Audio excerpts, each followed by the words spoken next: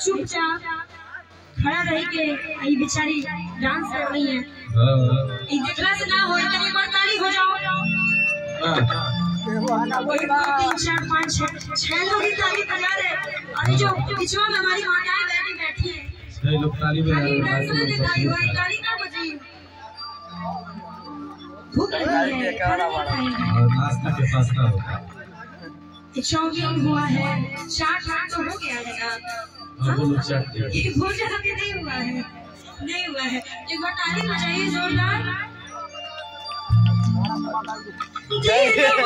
हाल हमसे कहो ना जाना, भरना कराई